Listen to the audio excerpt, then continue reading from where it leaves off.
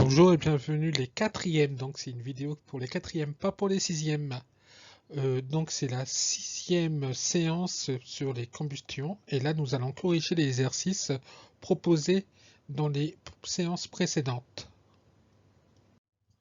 Donc là maintenant on va commencer par la correction de cet exercice sur la combustion du carbone que j'ai donné lors de la séance numéro 3. Donc on enflamme un morceau de fusain qui est composé de carbone et on le met dans un récipient rempli de dioxygène. Cette expérience, on l'a vue en vidéo lors de la séance 3. Quand le fusain est éteint, on rajoute dans le récipient de l'eau de chaud qui, après agitation, va se troubler. Donc ici, ces 4 premières questions demandent de décrire la constitution du fusain au niveau microscopique, de proposer une représentation du fusain, de décrire la constitution du contenu du flacon au niveau microscopique avant l'introduction du fusain enflammé, et proposer une représentation de ce contenu au niveau microscopique. On va répondre à ces 4 questions. La réponse à la question 1A est que le fusain est un solide. Donc qui dit solide dit que c'est un assemblage compact de corpuscules de carbone.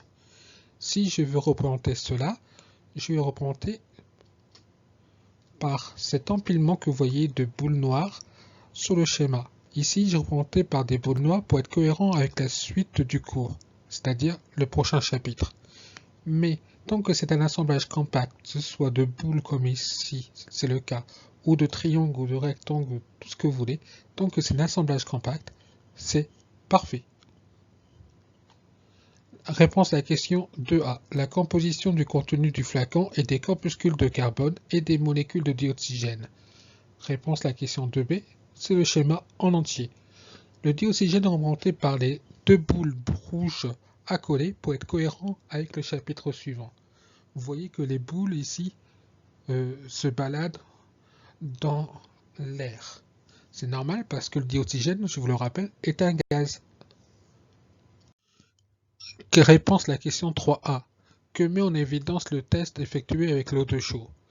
Bien, l'eau de chaux démontre la présence de dioxyde de carbone. Décrit la constitution possible du contenu du flacon au niveau microscopique après consommation totale du fusain. Donc, dans ce cas-là, le flacon contient du dioxygène et du dioxyde de carbone. Proposer une représentation de ce contenu au niveau microscopique en restant cohérent avec les questions 1B et 2B, eh bien, vous voyez le schéma ci-dessous. Les boules noires, c'est le carbone.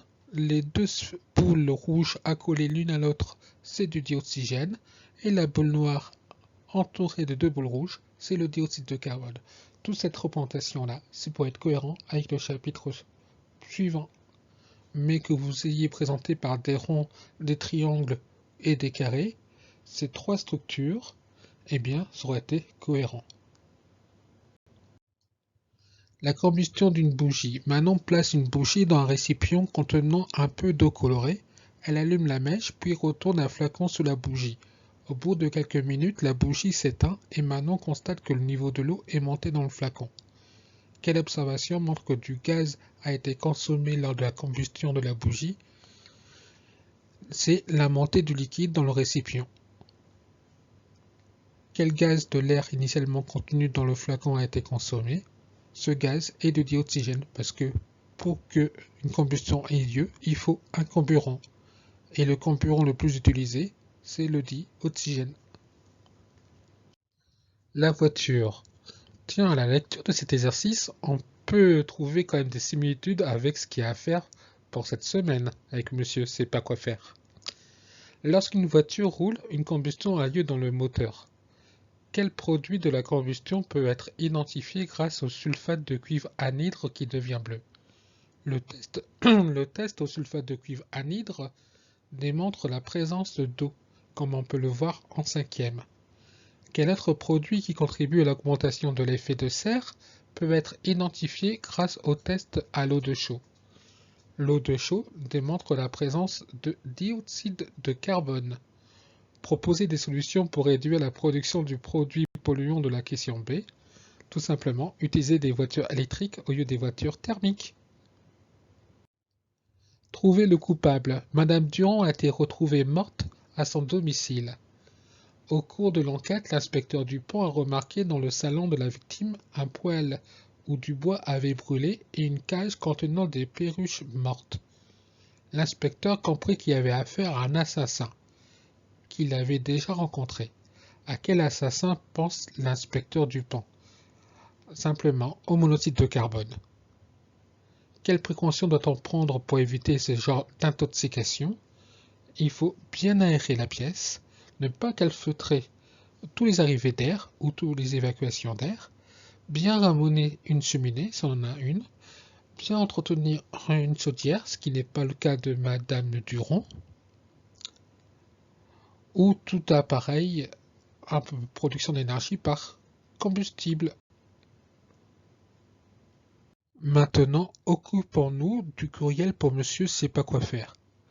D'abord, répondons aux questions qui étaient à se poser après la vidéo numéro 1. À partir de la valve de droite a été introduit un mélange constituant un liquide et d'air. Quel est ce liquide? Tout simplement le carburant, gazole ou essence qui vient du réservoir. La voiture thermique consomme un carburant. Eh bien, ce carburant est introduit par la valve de droite dans le moteur, avec l'air environnant. À quoi sert la bougie que l'on observe sur la partie supérieure de l'intérieur du moteur?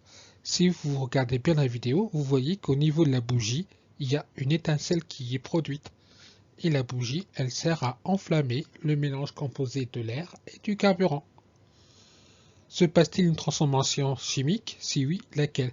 Oui, bien sûr. On l'observe très bien. Il s'agit d'une combustion suivie d'une explosion. Parmi les produits rejetés par une voiture se trouvent ceux issus de la combustion complète du butane. Quels sont ces produits? Comme nous l'avons vu lors d'un exercice précédent, ces produits sont de l'eau et du dioxyde de carbone.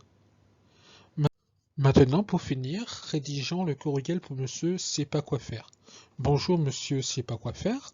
Pour contribuer peu au réchauffement de la planète et à la montée des océans, votre choix doit se porter sur l'achat d'une voiture électrique. En effet, une voiture électrique préserve mieux l'environnement qu'une voiture thermique. Même si sa production émet plus de gaz à effet de serre, notamment du dioxyde de carbone, par rapport à une voiture thermique, à l'usage, elle en émet nettement moins que les voitures essence ou diesel. De ce fait, l'empreinte globale qu'elle a sur l'environnement est beaucoup moins nocive qu'une voiture utilisant la combustion de carburant fossile, bien cordialement. Voilà, donc ici se termine le chapitre 2 sur les combustions. Pour les 4A est prévue une interrogation jeudi.